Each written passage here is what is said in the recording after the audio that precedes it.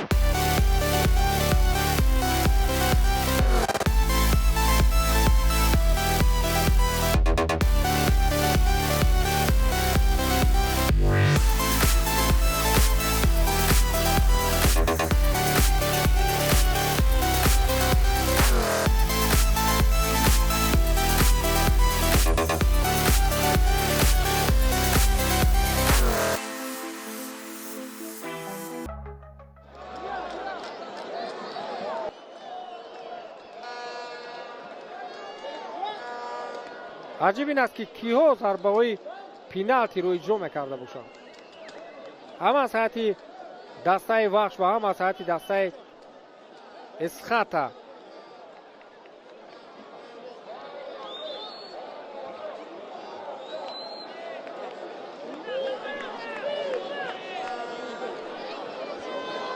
سیاوش اسرارov دفاعگر دسته وحش برای انجام دادن اولین ضربه پنالتی به دروازه عزت‌الله ترسونوف نزدیک می شود.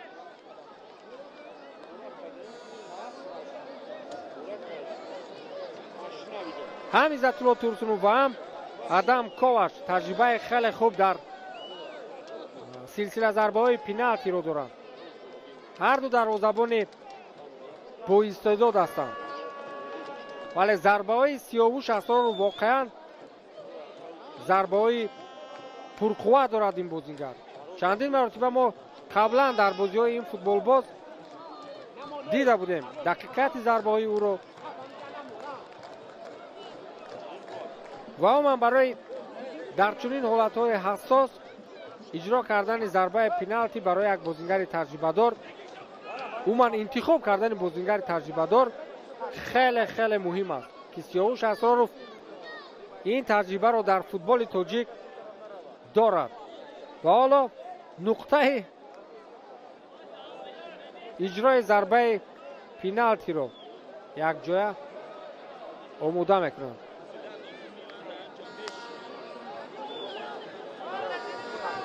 سیاوش اسرارov، عزت‌الله ترسونوف.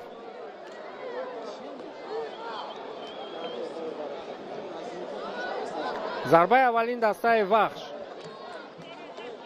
و دروازه دسته اسخاتا. لحظه های خیلی حساس برای مخلصان و داور صدای هشتک خود را بلند کرد. سیاوش اسرارov، عزت‌الله ترسونوف. ضربه سیاوش و این گل است. ضربه هرچند که عزت‌الله ترسونوف سمت ضربه سیاوش رو پیشگویی کرده توانست، ولی ضربه سیاوش سر اول به ستون دروازه برخورد و داخل دروازه در آمد.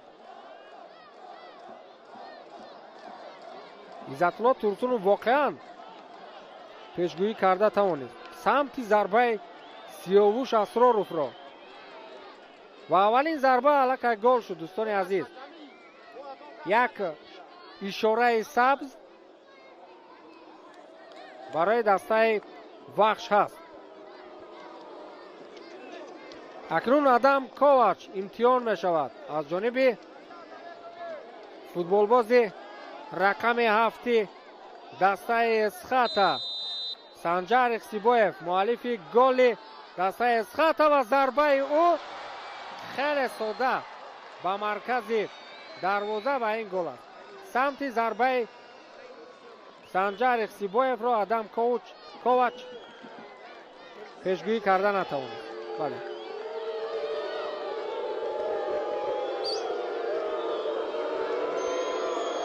یک بر یک هر دوی بازیگران که اولی شده به ضربه پینالتی، یعنی که ضربه پینالتی رو اجرا کردن، ضربه هاشون گل شد. اکنون باز عزت‌الله ترسونوف در دروازه و ضربه دومی فوتبال بازان دسته وخش و این نوبت هم گل است. سرگی سکانیان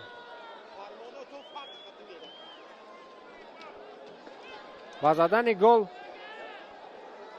یعنی که از عهده اجرای ضربه پینالتی با خوبی میبراید. حالا 2 بر 1 است و اکنون فوتبال باز دیگری دسته اسخاتا نزدیک می شود برای اجرای ضربه پینالتی. ابراهیم شونخانوف بر مقابل آدم کوچ. آدم کوچ هم امودگی میبیند برای برگردانیدن ضربه فوتبال بازی دسته اسخاتا ابراهیم شونخانوف و این نوبت هم آدم کوچ از عهده برگردانیدن این ضربه نمیبراید. لحظه های حساس باز هم نزدیکتر میشوند. 2 ضربه که فوتبال بازان دسته اسخاتا اجرا کردن، هرچند یکیش به قول زمینی بود ولی هر دو قریب که به مرکز دروازه روان گردیدند.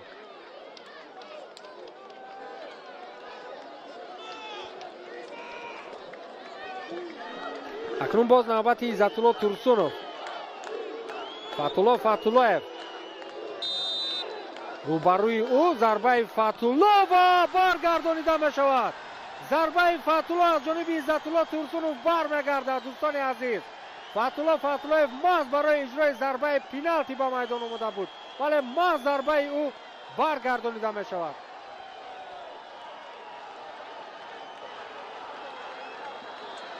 ببینید که چگونه سمت ضربه فتولایف رو معین میکند عزت‌الله ترسونوف. عموما این دروازه‌بان در 3 ضربه که فوتبال بازان دسته وخش اجرا کردند هر 3 را قریب که معین کرده بود سمت توپ رو، ولی فقط ضربه فتولایف برایش میسر گردید که برگرداند. اکنون فوتبال باز رقم 11 دسته اسخاتا بختیار ظریفوف. این فوتبال باز هم تجربه بلند دارد. آدم کوچ باید اشتباه فتولایف را رفع نماید. ضربه بختیار ظریفوف و این گل است.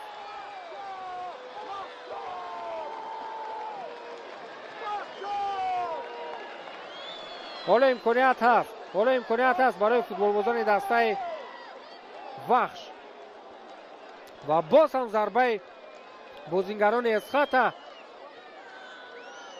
با مرکز دروازه روان کرده می شود ولی دروازه‌بان آدم کوچ شاید این رو تا حال پی نبرده است. یگان مرتبه برای برگرداندن ضربه از مرکز دروازه رو نکرد آدم کوچ. و اکنون باز هم نوبت به فوتبال بازان دسته وخش.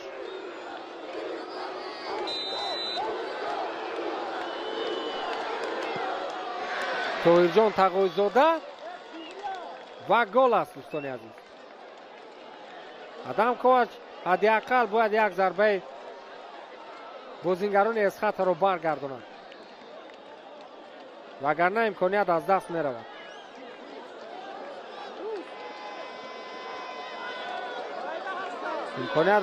رود.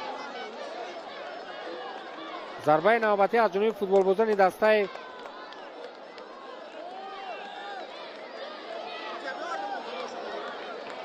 اسخاتا و نزد توپ احسان بابویف در روبرو آدم کوچ. ضربه احسان است تیر دروازه بالاتر از میدان بیرون می شود و اکنون حساب برابر شد. دوستان عزیز، هر دو امکانیتی برابر دارند. چگونه لحظه های حساس رو ما تماشا داریم. ببینید چگونه ضربه قوی میزند احسان بابویف.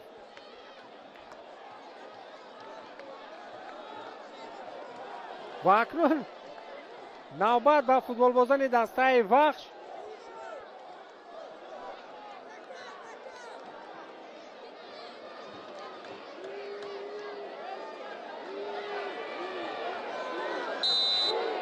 علیشر براتوف، ضربه علیشر هم برگردانیده می شود از جانب عزت‌الله ترسونوف.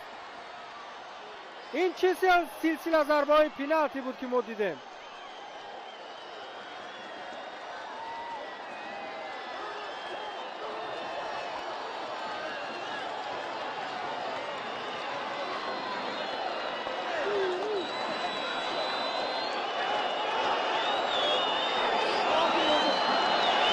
چگونه همین گونه امکانیت را از دست میدهند فوتبال بازان دسته وحش.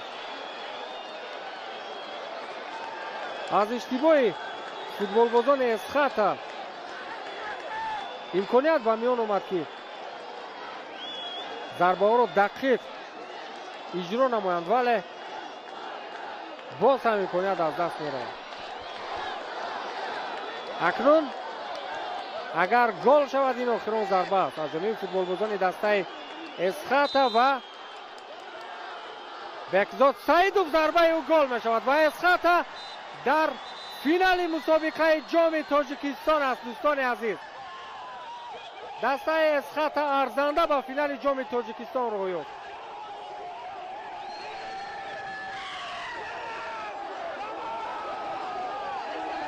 در تاریخ برای اولین بار است که دسته اسخط به فینال جام تاجیکستان را می‌یابد. مبارک باشد به همه مخلصان دسته اسخط. فینال مسابقه جام تاجیکستان و دسته وحش هم با بازی‌های ارزنده خود تا این مرحله آمد، ولی سلسله ضربه های پنالتی دسته اسخط را به فینال مسابقه بود. اکنون دوستان عزیز روز 18 آگوست بازی دیگر مرحله نهایی جام تاجیکستان میان رگر تدس و روشن کلوب برگزار می شود و دسته اسخط از جفت مذکور یکی را در فینال انتظار است و برای کل مخلصان دسته اسخط این پیروزی را مبارکباد میگویم. فیردوس خرسند بودم که این رقابت را برای شما شهر و توضیح دادم. تا بازی های دیگر خیر.